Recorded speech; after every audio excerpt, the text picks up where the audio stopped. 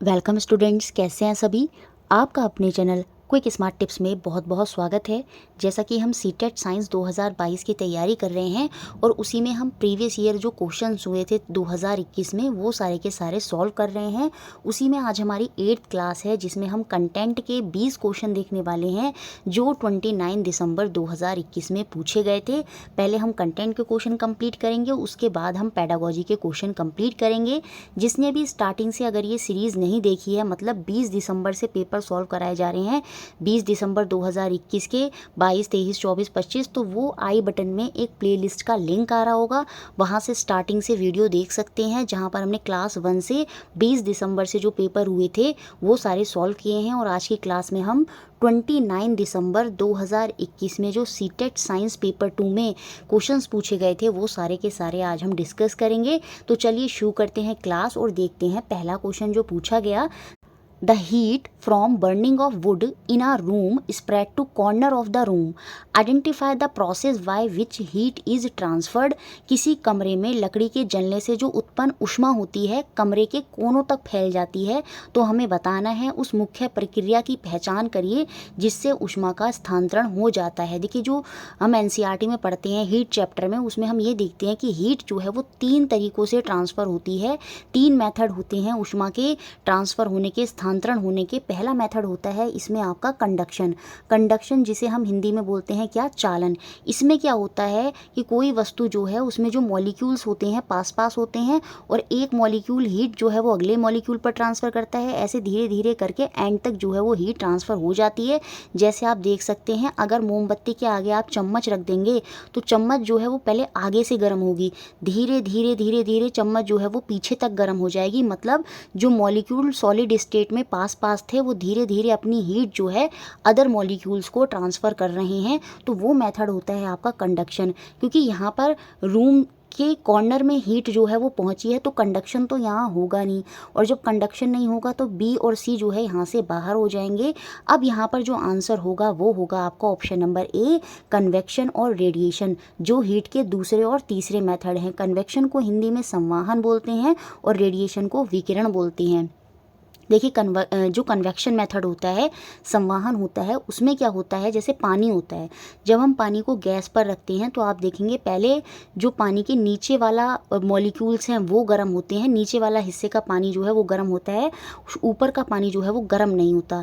लेकिन जैसे ही नीचे के मॉलिक्यूल गर्म हो जाएंगे वो हल्के होकर क्या हो जाएंगे, ऊपर आ जाएंगे, और ऊपर वाले मॉलिक्यूल जो हैं वो नीचे चले जाएंगे। तो इस तरह का मेथड होता है आपका कन्वेक्शन, तो उसे ही हम संवाहन बोलते हैं। यहाँ पर संवाहन भी होगा, क्यों? क्योंकि जब कमरे में हीट जल रही है, अगर आप अपने हाथ ऊपर की तरफ को रखेंगे तो सीधे सीधे आपके हाथ जो हैं वो गर्म होंगे। मतलब जो एयर मॉलिक्यूल्स हैं यहाँ वाले वो शुरू में ठंडे थे, लेकिन जैसे जैसे हीट जो है आने लगी तो यहाँ के मॉलिक्यूल नीचे चले जाएंगे और नीचे के मॉलिक्यूल ऊपर आ जाएंगे। तो जब आप ऊपर हाथ रखेंगे तो आपको गर्मी जो है वो महसूस होगी।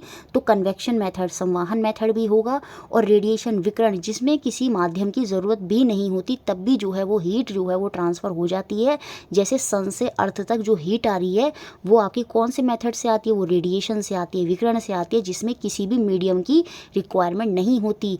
आप की जो है आग इधर जल रही है, कमरे का कॉर्नर इधर है, फिर भी क्या होंगे, मॉलिक्यूल यहाँ से सीधा जंप करके इधर आ जाएंगे। सीधी हीट जो है बिना किसी बीच में मॉलिक्यूल को डिस्टर्ब करे हुए वहाँ तक पहुँचे, सीधे यहाँ तक आ जाएगी, और ये आपका मेथड होता है रेडिएशन। तो दोनों ही मेथड यहाँ पर चलेंगे, कन्वेक्शन और रेडिएशन। मतलब ऑप्शन नंबर ए जो है, फर्स्ट ऑप्शन जो है वो यहाँ पर सही हो जाएगा। नेक्स्ट क्वेश्चन देखते हैं जो एग्जाम में पूछा गया। काफ़ी इजी क्वेश्चन था। यहाँ से 2 बातें हैं जो आपको समझनी है। एक होती है आपकी फ्रीक्वेंसी, एक होती है क्या, फ्रीक्वेंसी, और एक होता है आपका एम्पलीट्यूड। फ्रीक्वेंसी को हिंदी में बोलते हैं आवृत्ति और एम्पलीट्यूड को हिंदी में बोलते हैं आयाम। देखिए, जो फ्रीक्वेंसी होती है ना, ये डिपेंड करती है आपकी, क्या बताती है, ये आपकी पिच बताती है। क्या बताती है? ये आपकी पिच बताती है। पिच मतलब किसी भी ध्वनि की बारीकपना, कितनी बारीक है ध्वनि। जैसे कोयल है, कोयल की आवाज़ जो है वो बहुत ही पतली होती है, तो उसका मतलब उसकी पिच हाई है, या फिर हम ये भी कह सकते हैं उसकी फ्रीक्वेंसी हाई है। तो पिच और फ्रीक्वेंसी एक साथ चलते हैं। अगर पिच ज़्यादा है तो फ्रीक्वेंसी भी ज़्यादा है, फ्रीक्वेंसी कम है तो पिच भी कम है। और पिच क्या है? ध्वनि की जो बारीकपना है, उसकी जो मधुर मधुर साउंड है वो, जैसे कोयल की जो पिच है वो हाई होती है, उसकी जो साउंड है वो बहुत बारीक होती है, तो वो होती है आपकी पिच और फ्रिक्वेंसी। अब आयाम और एम्पलीट्यूड की बात अगर हम करते हैं तो वहाँ पर आ जाता है, ये डिपेंड करता है आपका जो एम्पलीट्यूड है ये डिपेंड करता है लाउडनेस पर। किस पर? लाउडनेस पर। और एम्पलीट्यूड क्या है? आवाज़ का भारीपन है ना, आवाज़ कितनी भारी है वो दिखाता है आपका लाउडनेस और एम्पलीट्यूड।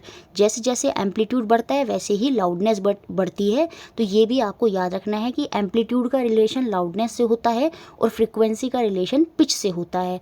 अब यहाँ पर क्या बोला? The roar of lion is loud and sound of bird is feeble. मतलब जो शेर की दहाड़ होती है वो प्रबल होती है और पक्षियों की आवाज़ जो होती है वो क्षीण होती है, मतलब कम होती है, फीबल होती है। इसका उचित कारण क्या होगा ये हमको बताना है।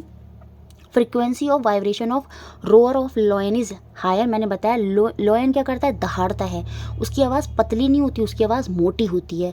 तो जब मोटी आवाज़ होती है तो यहाँ फ्रीक्वेंसी की बात नहीं होगी, फ्रीक्वेंसी की बात तब होती है जब आवाज़ पतली होती है, पिच की बात आ रही होती है।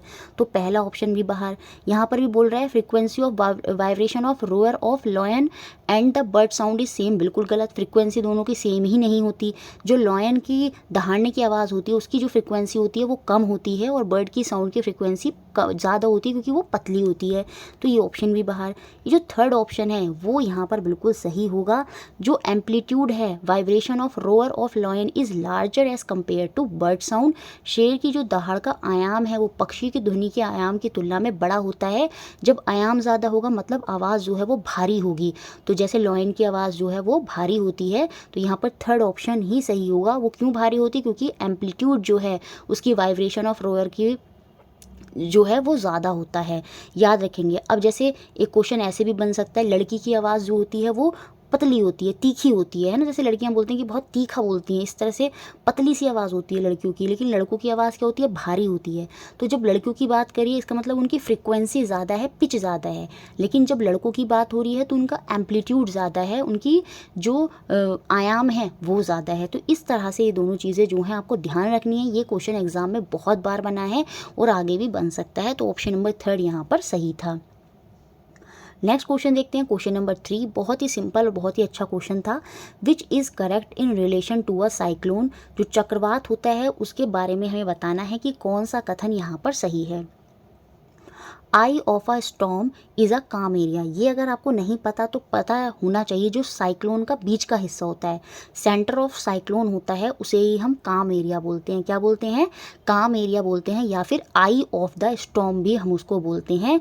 याद रखेंगे क्या बोलते हैं, या तो हम उसको काम एरिया बोलते हैं सेंटर ऑफ द साइक्लोन को, या फिर हम उसे आई ऑफ द स्टॉर्म बोलते हैं। तो ये आपका पॉइंट जो है यहाँ पर बिल्कुल सही है। तो ए तो सही है। अब आगे क्या बोल रहा है? Very high pressure system is created by very high speed revolving around. ये गलत है। पीछे भी जब हम पेपर सॉल्व कर रहे थे तो वहाँ भी इस तरह का क्वेश्चन पूछा गया था। देखिए साइक्लोन चक्रवात के बारे में आप इतना पॉइंट याद रखिए, ये निम्न दाब की वजह से होता है, लो प्रेशर की वजह से होता है, हाई प्रेशर की वजह से नहीं होता। तो बी ऑप्शन तो यहाँ पर गलत है। और अब अगर बी गलत है तो पहला ऑप्शन भी गलत, दूसरा भी गलत, तीसरा भी गलत। इसका मतलब जो आंसर होगा वो आपका ऑप्शन नंबर सेकंड हो जाएगा। ए, सी और डी यहाँ पर सही है। तो आप अब बिल्कुल अच्छे से ध्यान रखेंगे, जो साइक्लोन क्रिएट होता है वो किसकी वजह से होता है? वो हाई प्रेशर की वजह से नहीं होता, वो लो प्रेशर की वजह से होता है। किसकी वजह से होता है? लो प्रेशर की वजह से होता है। और हाई स्पीड जो विंड है वो होती है low pressure high speed wind. याद रखेंगे, low pressure high speed wind. ठीक है। सी पॉइंट में क्या बोल रहा था? टॉर्नेडोज में फॉर्म विद इन साइक्लोन। बिल्कुल, चक्रवात के भीतर ही जो बवंडर हैं वो बन जाते हैं, ये बात सही है। Wind direction contribute to cyclone. बिल्कुल, जो पवन की दिशा है वो चक्रवात में जो है वो सहयोग करती है। जैसे आपने बहुत सी हॉलीवुड मूवी देखी होंगी तो वहाँ पर आप देखते हैं विंड की डायरेक्शन जो है वो साइक्लोन की दिशा भी निर्धारित करती है। तो ये पॉइंट भी सही है। तो ए, सी और डी यहाँ पर सही हो जाएंगे। तो ऑप्शन सेकेंड यहाँ पर सही है। नेक्स्ट क्वेश्चन देखते हैं, क्वेश्चन नंबर 4 जो आपका एग्जाम में पूछा गया। काफ़ी अच्छा क्वेश्चन था। ये आपको बहुत ही लॉजिकल वे से देखना था। The distance time graph of an object is a straight line which of the flowing inference can be drawn about it's state of motion. किसी वस्तु का दूरी समय ग्राफ एक सरल रेखा है, इसकी गति की अवस्था के संदर्भ में क्या निष्कर्ष निकाला जा सकता है ये हम बताएंगे। देखिए ये डिस्टेंस है, ये यहाँ पर क्या है, टाइम है, ये स्ट्रेट लाइन ग्राफ है, या तो इस तरह का ग्राफ हो सकता है ये, या फिर डिस्टेंस और टाइम में ही ये इस तरह का भी ग्राफ हो सकता है। क्योंकि यहाँ पर ये बोल रहा है कि स्ट्रेट लाइन है, तो स्ट्रेट लाइन दो तरीके से हो सकती है, एक तो इस तरह से हो सकती है और एक आपकी इस तरह से हो सकती है।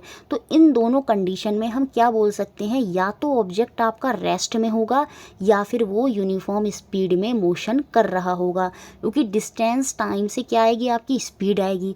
अब देखिए यहाँ पर टाइम है तो इसी इक्वेशन में यहाँ पर डिस्टेंस है, कोई स्पीड निकल कर आएगी। जब टाइम इतना बढ़ा तो डिस्टेंस भी आगे को इतना ही बढ़ गया, फिर टाइम इतना बढ़ा तो डिस्टेंस भी आगे की तरफ को इतना बढ़ गया। तो यहाँ पर क्या है, यूनिफॉर्म स्पीड हमें देखने को मिल जाएगी जब इस तरह की लाइन ग्राफ में होगी।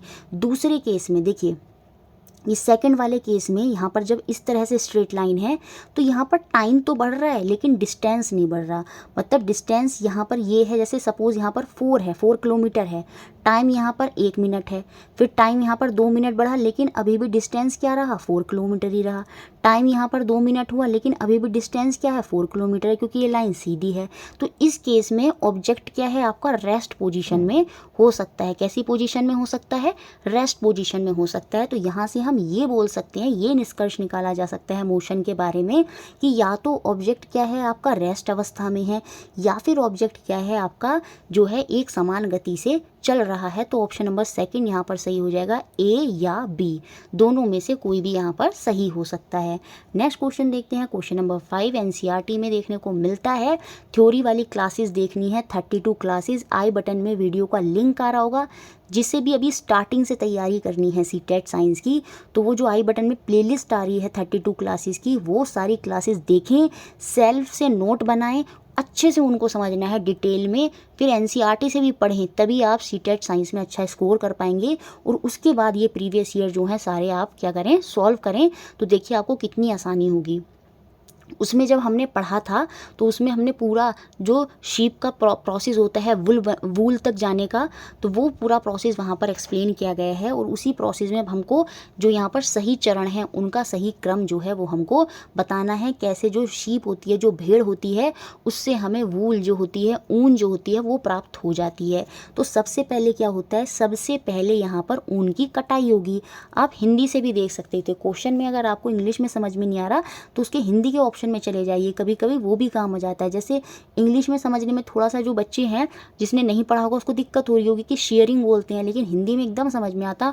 सबसे पहले क्या होगी, जो आपकी शीप है, जो भेड़ है, उससे क्या करेंगे हम, उसके ऊपर जो ऊन है, जो रॉ ऊन है, रॉ मटेरियल है, उसको हम काटेंगे। तो सबसे पहले तो शेयरिंग होगी, ऊन की कटाई होगी। तो सी सबसे पहले आएगा। सी सबसे पहले आएगा तो कौन से ऑप्शन बाहर हो गए, एक और ये। अब या तो सेकंड ऑप्शन या फोर्थ ऑप्शन जो है वो आपका यहाँ पर आंसर है, और यही हमको देखना है। देखिए सी के बाद ऑप्शन क्या आया, ए आया दोनों में, तो इसका मतलब सी के बाद क्या होगा, ए होगा, मतलब स्काउरिंग होगी, अभी मार्जन होगा। स्काउरिंग क्या होता है, ऊन की कटाई के बाद क्या होती है, ऊन की धुलाई होती है, ठीक है, उसको साफ करा जाता है, उसे ही हम अभिमार्जन बोलते हैं। उसमें से जो ग्रीस होती है, जो डर्ट होती है, वो सब उसमें से निकाली जाती है, तो वो स्काउरिंग होता है। स्काउरिंग के बाद वहाँ पर क्या होता है, अब हमको पहचानना होगा, यहाँ पर अगर पढ़ा है तभी आप बता पाएंगे कि स्काउरिंग के बाद आपकी छटाई होती है, सॉर्टिंग होती है। और सॉर्टिंग हमको ऑप्शन नंबर 4 में दिख रही है, डी पहले दिख रहा है, तो ऑप्शन 4 यहाँ पर सही होगा। छटाई क्या होती है, मतलब जो शीप होती है, जो भेड़ होती है, उसके जो शोल्डर के बाल होते हैं, उनकी जो क्वालिटी होती है वो बहुत अच्छी होती है। जो बैक के उसकी वूल होती है, उसकी क्वालिटी भी बहुत अच्छी होती है। तो उनको इस तरह से सॉर्टिंग करी जाती है कि जो अच्छी वूल है उसको अलग कर लिया जाता है, वो महंगी बिकती है। जैसे जो लैक्स होते हैं, लैक्स की जो वूल होती है शीप की, वो काफ़ी बेकार होती है, तो उनको अलग कर लिया जाता है। इस तरह से वहाँ पर क्या होती है, सॉर्टिंग होती है, छटाई होती है।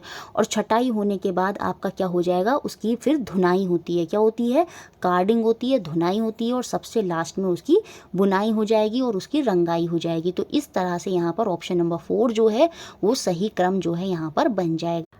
नेक्स्ट क्वेश्चन देखते हैं, क्वेश्चन नंबर 6 जो आपका एग्जाम में पूछा गया, बिल्कुल प्रीवियस ईयर से लिया गया है। कौन से प्रीवियस ईयर से, मतलब जो मैंने आपको सीरीज़ कराई थी 2011 से 2019 के प्रीवियस ईयर की। आई बटन में एक वीडियो का लिंक आ रहा होगा जिसमें 2011 से 2019 के प्रीवियस ईयर एक ही क्लास में करा रखे हैं, क्योंकि ये तो 2021 के प्रीवियस ईयर हैं। तो इन 2021 के प्रीवियस ईयर में भी 2011 से 2019 के प्रीवियस ईयर से क्वेश्चन बने। तो ये 2021 की प्रीवियस ईयर की सीरीज़ बहुत इंपॉर्टेंट है, क्योंकि जब 2022 में पेपर होगा तो 2021 के बहुत से क्वेश्चन आपको रिपीट एज इट इज़ देखने को मिलेंगे। जैसे कि ये क्वेश्चन है, एज इट इज़ रिपीट करा गया है। Which of the following can be put on a wound as an antiseptic, निम्न में से किसी घाव पर एंटीसेप्टिक के रूप में लगाया जा सकता है। ये आपका पर्पल कलर का होता है, एक तरह का एंटीसेप्टिक पर्पल कलर का होता है, जिसमें क्या होता है, जिसमें आपका आयोडीन होता है। तो ऑप्शन नंबर 1 जो है वो यहाँ पर बिल्कुल सही हो जाएगा। नेक्स्ट क्वेश्चन देखते हैं, काफ़ी इजी क्वेश्चन है। जो हमने एसिड बेस वाला चैप्टर पढ़ा है वहाँ पर हम इसको पढ़ते हैं, मतलब एनसीईआरटी में ये पूरा अच्छे से दे रखा है।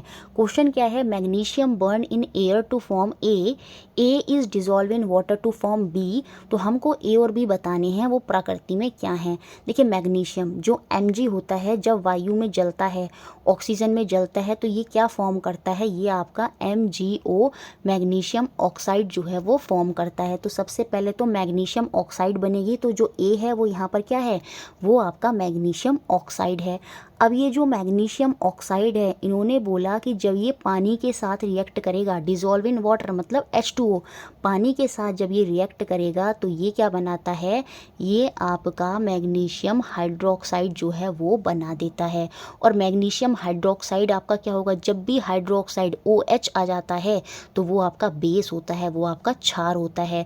तो इसका मतलब यहाँ पर जो आंसर होगा वो ऑप्शन नंबर 3 होगा, कि जो ए बना जब उसको एयर में बर्न करा गया तो तब तो हमको मिला मैग्नीशियम ऑक्साइड, लेकिन जब उसको पानी के साथ रिएक्ट करा गया तो मिला हमको क्या, मैग्नीशियम हाइड्रो ऑक्साइड। और यही मैग्नीशियम हाइड्रो ऑक्साइड क्या कहलाता है, मिल्क ऑफ मैग्नीशिया कहलाता है, जो एसिडिटी को कंट्रोल करने के लिए यूज़ करा जाता है। जितने भी आपकी दवाइयाँ आती हैं जब आपके पेट में एसिडिटी ज़्यादा हो जाती है। और याद रखेंगे क्वेश्चन बन सकता है, मैग्नीशियम हाइड्रोक्साइड को ही मिल्क ऑफ मैग्नीशिया बोलते हैं, और जब भी OH आ जाता है तो वो आपका बेस होता है। तो यहाँ पर ऑप्शन नंबर 3 जो है वो बिल्कुल सही होगा। नेक्स्ट क्वेश्चन देखते हैं, क्वेश्चन नंबर 8, बहुत ज़्यादा सिंपल क्वेश्चन है, प्रीवियस ईयर से उठा कर ही दे दिया है as it is. X is a metal which exist in liquid state, what could be X. X कोई एक धातु है जो द्रव अवस्था में विद्यमान होता है। वैसे तो जो मेटल्स होते हैं वो मोस्टली सॉलिड होते हैं, लेकिन एक मेटल है जो एक्सेप्शन के रूप में काम करता है, और वो आपका क्या है, मरकरी है, Hg है, पारा है, जो क्या होता है आपका लिक्विड स्टेट में होता है, आपका नॉर्मल टेम्परेचर में। तो ऑप्शन सेकंड यहाँ पर सही है। नेक्स्ट क्वेश्चन देखते हैं, क्वेश्चन नंबर 9, ये भी प्रीवियस ईयर से ही रिपीट करा गया है, एनसीईआरटी में देखने को मिलता है। Sulphur dioxide when dissolve in water, तो ये क्या फॉर्म करती है, जब सल्फर ऑक्साइड को जल में वियोजित किया जाता है तो यहाँ पर बनता है आपका sulphurous oxide. Option number second, जब प्रीवियस ईयर आप देखेंगे 2011 से 2019 के, उसमें ये क्वेश्चन आपको मिल जाएगा। तो सल्फ्यूरस अम्ल जो है वहाँ पर हमें देखने को मिलता है, ऑप्शन नंबर सेकंड यहाँ पर सही हो जाएगा। याद रखेंगे सल्फ्यूरस ऑक्साइड मतलब सल्फ्यूरस अम्ल हमें यहाँ पर मिलता है। नेक्स्ट क्वेश्चन देखते हैं, क्वेश्चन नंबर 10 जो एग्जाम में पूछा गया, बायोलॉजी से पूछा गया एनसीईआरटी का question. In human circulatory system, जो मानव का परिसंचरण तंत्र है, उसमें एक्स जो होती हैं वो ब्लड वेसल्स होती हैं विच कैरी डीऑक्सीजनेटेड ब्लड, वो रक्त कोशिकाएं होती हैं जो ऑक्सीजन रहित रक्त को लेकर जाती हैं। डीऑक्सीजनेटेड ब्लड मतलब जिसमें कार्बन डाइऑक्साइड की मात्रा ज़्यादा है।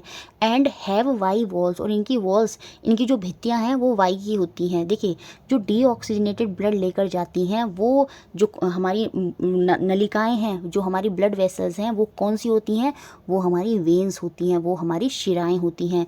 याद रखेंगे 2 तरह की नलियां होती हैं हमारी बॉडी में, एक होती हैं आर्टरीज और एक होती हैं वेन।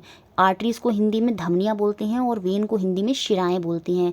जो आर्टरीज होती हैं ये हमारे हार्ट से हमारे अदर पार्ट तक हमारे ब्लड को लेकर जाती हैं। याद रखेंगे धमनियाँ क्या करती हैं, हार्ट से हमारे बॉडी के अंदर अदर पार्ट्स में ब्लड को लेकर जाती हैं और वो ब्लड कैसा होता है, वो ऑक्सीजनेटेड होता है, उसमें ऑक्सीजन होता है।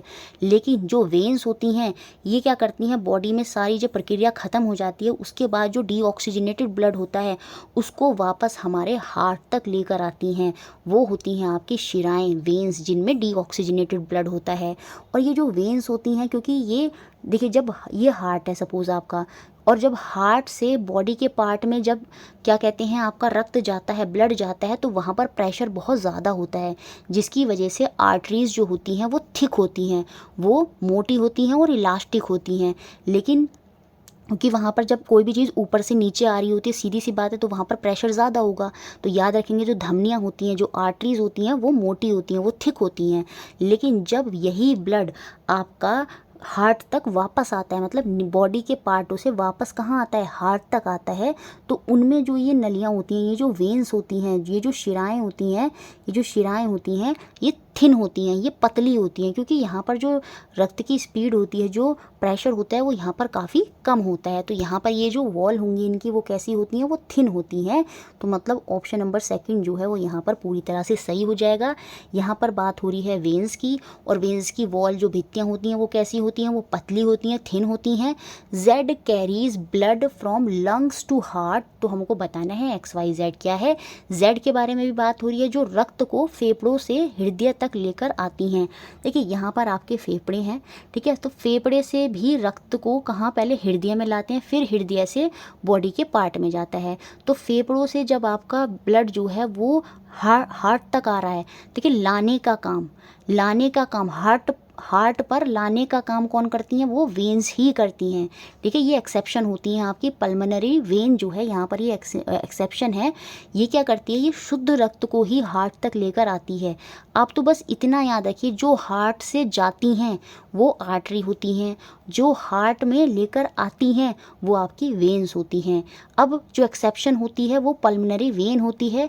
ये आपका डीऑक्सीजनेटेड नहीं, ऑक्सीजनेटेड ब्लड जो है वो हार्ट तक पहुंचाती है। तो ऑप्शन नंबर सेकंड यहाँ पर बिल्कुल सही है। इस तरह से हमने 10 क्वेश्चन देखे। चलिए अब हम अगले 10 क्वेश्चन देखते हैं। नेक्स्ट क्वेश्चन देखते हैं, क्वेश्चन नंबर 11 जो आपका एग्जाम में पूछा गया, I provide shape to the human body. तो शेप हमारी ह्यूमन बॉडी को कौन देता है, कौन आकृति प्रदान करता है, तो वो हमारा स्केलेटन ही होता है, कंकाल होता है। तो इसी से आप आंसर पर पहुंच सकते थे। ऑप्शन नंबर सी, जो हमारी शेप देता है बॉडी को, वो हमारा स्केलेटन ही होता है। I protect delicate parts like heart and brain. मैं मस्तिष्क और हृदय के जो बहुत ही कोमल भाग हैं उनको सुरक्षित करता हूँ। तो मैं क्या हूँ, तो यहाँ पर बात हो रही है सीधे स्केलेटन की, कंकाल की। यही हमारे हार्ट और ब्रेन को जो है वो प्रोटेक्ट कर रखता है। कार्टिलेज जो होते हैं, उपास्थि जो होती हैं, हमारी कान और नाक में होते हैं। ये हड्डियों की तरह होते हैं लेकिन हड्डियां नहीं होती। आपने देखा होगा कान को, ये बहुत ही अलग ही होता है इसका, कान का नीचे का, जब आप कान के नीचे के स्ट्रक्चर को छुएंगे तो वो ना हड्डी जैसा होता है लेकिन काफ़ी मुलायम सा होता है, तो वो आपका कार्टिलेज होता है। सेम ऐसे ही आपके नाक के ऊपर होता है तो वो कार्टिलेज होता है। ठीक है, बोन्स तो आपको पता ही है और मसल्स भी आपको पता है। तो यहाँ पर जो आंसर हो जाएगा वो ऑप्शन नंबर सी होगा, स्केलेटन कंकाल। नेक्स्ट क्वेश्चन देखते हैं, क्वेश्चन नंबर 12 जो एग्जाम में पूछा गया, read the following statement and choose correct option. सही विकल्प पर जाना है। असर्शन, अभिकथन यहाँ पर क्या दिया है, हैन जो है वो ले करती है egg and chicks are hatched in about 3 week. बिल्कुल 21 दिन का ही इनका पीरियड होता है जिसमें जो चिक है, जो इनका चूजा होता है वो बाहर निकल कर आ जाता है। मुर्गी अंडे देती है और लगभग 3 माह नहीं 3 हफ्ते में जो चूजे होते हैं वो बाहर निकल कर आते हैं। तो ये बात तो यहाँ पर जो असर्शन है वो बिल्कुल सही दिया है। हिंदी में लिखने में इन्होंने गड़बड़ कर दी है। देखिए इंग्लिश में सही लिखा है 3 वीक्स, तो यहाँ पर 3 माह नहीं होगा, 3 सप्ताह होगा। तो जो मुर्गी है वो अंडे देती है और 3 माह में उनके जो चूजे हैं वो बाहर निकल कर आ जाते हैं। असर्शन सही है। अब क्या इसका इससे रीज़न कनेक्शन बैठ रहा है, internal fertilization take place in hens. देखिए ये बात भी यहाँ पर सही है लेकिन इन दोनों का आपस में कोई रिलेशन नहीं है। हमको पता है मुर्गियों में आंतरिक निषेचन होता है, बाह्य निषेचन उनमें होता है जिनमें जो बेबी हैं वो बाहर ही पैदा होते हैं। जैसे फीमेल होती हैं उनमें भी इंटरनल फर्टिलाइजेशन होता है, बेबी जो होता है वो बॉडी के अंदर ही डेवलप होता है। तो सेम ऐसे ही हैन में भी इंटरनल फर्टिलाइजेशन होता है, आंतरिक निषेचन होता है। तो यहाँ पर दोनों पॉइंट सही हैं लेकिन दोनों का आपस में कोई कनेक्शन नहीं है। तो ऑप्शन नंबर 3 यहाँ पर सही होगा। Both A and R are true but R is not a correct explanation of A. ये यहाँ पर इसकी सही व्याख्यान नहीं करता है। नेक्स्ट क्वेश्चन देखते हैं, क्वेश्चन नंबर 13 जो आपका एग्जाम में पूछा गया, deficiency of which vitamin lower the rate of calcium absorption from the food, किस विटामिन की हीनता के कारण भोजन से कैल्शियम के जो अवशोषण की दर है वो कम हो जाती है। जो भोजन के अंदर कैल्शियम है वो हमारी बॉडी ले ही नहीं पाएगी। किस विटामिन की डेफिशिएंसी की वजह से ऐसा होगा? सीधी सी बात है, जब भी कैल्शियम से रिलेटेड की बात आती है तो वो विटामिन डी ही होती है, जिससे आपको रिकेट्स हो सकता है। और ये हमारी बॉडी में यही विटामिन एकमात्र ऐसा विटामिन होता है जिसे हम हार्मोन भी बोलते हैं, क्योंकि ये हमारी बॉडी में जब जैसे सन की रेज हमारी बॉडी में पड़ती हैं तो ये ऑटोमेटिक हमारी बॉडी के अंदर पहले से ही होता है, और ये तब अपना जो है एक्सक्रीशन जो है अपना जो काम करना है वो विटामिन डी जो है तब वो एक्टिवेट हो जाता है। ठीक है, तो ऑप्शन ए यहाँ पर सही है। विटामिन सी, ये इसको हम एस्कॉर्बिक एसिड भी बोलते हैं। जो स्कर्वी रोग होता है, दांत मसूड़े जो होते हैं उनमें जो खून निकलना होता है, पायरिया होता है, वो सब विटामिन सी की वजह से होता है। विटामिन बी आपका बेरी जो हो गया वो विटामिन बी से हो गया। विटामिन के क्या होता है? रक्त का थक्का जमना, वो मैंडेटरी है। अगर विटामिन के नहीं होगा तो जैसे चोट लगेगी ना तो आपका ब्लड जो है वो बहता ही रहेगा, तो ब्लड का रुकना ज़रूरी है, तो उसके लिए विटामिन के होता है। तो फिलहाल यहाँ पर ऑप्शन ए जो है वो सही है। Next question number 14, which of the flowing type of plants do not show transpiration, वाष्पोत्सर्जन किसमें हमें देखने को नहीं मिलता? थोड़ा सा दिमाग लगाते तो आंसर तक पहुंच जाते। किस प्रकार में पादप में वाष्पोत्सर्जन नहीं दर्शाया जाता? देखिए, जो plant grow in hilly area है और प्लांट लिविंग इन डेजर्ट, वाष्पोत्सर्जन यहाँ पर होता है। उनकी दर, उनकी जो रेट है वो कम हो सकती है, लेकिन ट्रांसपिरेशन तो होगा। जो पौधों में से पानी है वो जो है इवेपोरेशन, मतलब उसको हम ट्रांसपिरेशन बोलते हैं, उसके माध्यम से वो बाहर निकलता है, तो वो तो निकलेगा। इन दो केसेस में ये आंसर नहीं होंगे। जो प्लांट पानी के अंदर पूरी तरह से डूबे होंगे, सीधी सी बात है उनमें ट्रांसपिरेशन होगा ही नहीं, तो ऑप्शन नंबर सेकंड यहाँ पर सही होगा। जल में डूबे जो पादप होते हैं उनमें वाष्पोत्सर्जन ट्रांसपिरेशन जो है वो नहीं देखने को मिलेगा। Next question number 15, which of the following represent correct matching set, कौन सा सही मिलान निरूपित करता है, ये हमको बताना है। सेल वाले चैप्टर से ये क्वेश्चन पूछा गया है। सेल हैं, सेल के अंदर जो इंपॉर्टेंट कंपोनेंट्स हैं उनके क्या क्या फंक्शन हैं उनसे रिलेट करके ये क्वेश्चन पूछा गया। Powerhouse of the cell, कोशिका का जो शक्ति गृह होता है, पावर हाउस होता है, वो आपका क्या होता है? सभी को पता है, वो माइटोकॉन्ड्रिया होता है। तो फर्स्ट का तो आपका थर्ड हो जाएगा, और जब फर्स्ट का थर्ड होगा तो ये वाला ऑप्शन और ये वाला ऑप्शन बाहर हो जाएगा। या तो अब आपका आंसर ऑप्शन नंबर सेकंड है या 4 है। अब सेकंड 4 जैसे ही आप आएंगे तो आप यहाँ पर देखेंगे कि सी का सेकंड है, डी का फर्स्ट है, और इसमें भी सी का सेकंड है फोर्थ वाले ऑप्शन में, और डी का फर्स्ट है। तो अब इससे हमें ये क्लियर हो गया कि सी का सेकंड है और डी का क्या है? आपका फर्स्ट है। तो मतलब information centre of the cell क्या कहलाता है? वो न्यूक्लियस होता है, वो आपका केंद्रक होता है। Gatekeeper of the cell क्या होता है? वो आपकी सेल मेम्ब्रेन होती है। इस तरह से भी आप जो है अपने लॉजिक से क्या करेंगे? चीज़ों को सॉल्व करने की कोशिश करेंगे अगर आपको समझ में नहीं आ रही है। पावर हाउस तो माइटोकॉन्ड्रिया हो गया, एटीपी के माध्यम से यहाँ पर क्या होती है? आपकी जो है एनर्जी जो है वो होती है, जिसको बनती है, जिसकी हमें रिक्वायरमेंट होती है आगे पूरा काम करने में। बाकी इंफॉर्मेशन सेंटर आपका केंद्र हो गया, न्यूक्लियस हो गया। गेट कीपर मतलब जो हमारे सेल होते हैं उसकी जो बाहर की लेयर होती है वो सेल मेम्ब्रेन कहलाती है। क्या कहलाती है? सेल मेम्ब्रेन कहलाती है। वही क्या करती है? कौन सेल से बाहर जाएगा, कौन सेल के अंदर आएगा, उस सबको जो है वो देखती है। तो अब यहाँ पर बचा स्टोर हाउस ऑफ सेल, वो क्या होगा? देखिए, क्लोरोप्लास्ट यहाँ पर नहीं होगा। क्यों? क्योंकि कॉमन सेल की बात कर रहा है, तो प्लांट और एनिमल दोनों इंक्लूड होंगे, क्योंकि क्लोरोप्लास्ट जो है वो खाली पादप कोशिका में होता है, प्लांट सेल में होता है। तो यहाँ पर स्टोर हाउस ऑफ सेल क्या हो जाएगा? वो आपका वैक्यूल्स हो जाएगा, रिक्तिका हो जाएगा। तो यहाँ पर जो आंसर है वो आपका ऑप्शन नंबर 4 हो जाएगा। इस तरह के लॉजिक से आप क्वेश्चन सॉल्व करेंगे। अब याद रखिए, पावर हाउस ऑफ सेल क्या है? Mitochondria. Storehouse of cell क्या है? वैक्यूल्स होते हैं आपके, रिक्तिका होती है। इंफॉर्मेशन सेंटर आपका न्यूक्लियस केंद्रक होता है, और आपका गेट कीपर क्या होता है? सेल मेम्ब्रेन होता है। ये जो सेल मेम्ब्रेन होती है ये प्लांट सेल और एनिमल सेल दोनों में होती है, लेकिन जो सेल वॉल होती है, कोशिका भित्ति होती है, वो खाली आपको प्लांट सेल के अंदर देखने को मिलती है, एनिमल सेल में वो नहीं होती। मतलब हमारा जो सेल है वो एनिमल सेल ही होता है, और हमारे अंदर सेल वॉल जो है वो नहीं होती, सिर्फ सेल मेम्ब्रेन जो है वो देखने को मिलती है। ये जो वैक्यूल्स होते हैं, रिक्तिका होते हैं, प्लांट सेल में बहुत बड़े होते हैं, लेकिन जो हम एनिमल सेल में काउंट होते हैं तो हमारे अंदर जो वैक्यूल्स होते हैं वो बहुत ही छोटे होते हैं। और छोटे होने की वजह से जो हमारी बॉडी के अंदर सेल के अंदर जो न्यूक्लियस होता है वो सेंटर में होता है, लेकिन जो प्लांट सेल होते हैं उनमें जो न्यूक्लियस होता है वो पेरिफेरल होता है, वो साइड में होता है कहीं, क्योंकि सारा स्पेस तो आपका वैक्यूल से ले लेता है। तो न्यूक्लियस जो है प्लांट सेल में वो केंद्रक में नहीं होते हैं, वो आपके साइड में होते हैं। ठीक है, ये सब एक्स्ट्रा पॉइंट्स हैं जो मैंने आपको बताया, इंपॉर्टेंट हैं। The most suitable method of irrigation for areas having low rainfall and very strong wind is. देखिए ये पीछे भी रिपीट हुआ है, उसी तरह का क्वेश्चन है। जहाँ वर्षा कम और बहुत तेज हवाएं चलती हैं वहाँ सिंचाई का सबसे उपयुक्त विधि कौन सी होगी। देखिए जहाँ पर सबसे कम पानी वेस्ट होता है वही विधि सबसे उपयुक्त होगी, जिसे हम बोलते हैं ड्रिप इरीगेशन। बूंद बाय बूंद क्या होता है, जड़ों में पानी डाला जाता है। ये पौधा है, यहाँ पर क्या होगी, टंकी होगी और एक एक बूंद कर करके इसकी जड़ में ही क्या होगा, पानी जाता रहेगा, जिसमें जो पानी का वेस्टेज है वो सबसे कम होगा। तो ड्रिप मेथड। स्प्रिंकल क्या होता है, फुवारे की तरह होता है, पूरे इस तरह से फुवारा जाता रहता है, बीच बीच में ये लगी होती हैं टंकियाँ और पूरे क्या करती हैं, खेत में ये पानी इस तरह से स्प्रिंकल करती रहती हैं। तो यहाँ पर best method option number A या 1 होगा, drip irrigation. Next number question number 17, जिन्होंने एनसीईआरटी की 32 क्लास की थ्योरी पढ़ी होगी वो इसका क्वेश्चन जरूर कर पाए होंगे एग्जाम में। ये जो आपका क्लाइडोस्कोप होता है is based on the principle of, NCERT में बहुत थोड़ा सा इसके बारे में बताया गया है। ये क्या होता है, एक रंग बिरंगे पैटर्न बन जाते हैं जब 3 प्लेन मिरर इस तरह से होती हैं, तो जो है एक रंग बिरंगा जो है पैटर्न बनता है। और इसमें क्या खासियत होती है कि हर बार एक अलग ही पैटर्न इनमें बनकर जो है वो आता रहता है। आप नेट पर भी सर्च कर सकते हैं चाहे तो। ये जो क्लाइडोस्कोप है ये किस प्रिंसिपल पर काम करता है, ये multiple reflection from 3 inclined plane mirror, जो 3 झुके हुए आनत समतल दर्पण होते हैं उनके बहुल परावर्तन पर ये जो है वो काम करता है आपका क्लाइडोस्कोप। तो ऑप्शन नंबर 2 जो है वो यहाँ पर सही हो जाएगा। नेक्स्ट क्वेश्चन देखते हैं, क्वेश्चन नंबर 18 जो आपका एग्जाम में पूछा गया। मैग्नेट वाले चैप्टर से हर सेट में क्वेश्चन था।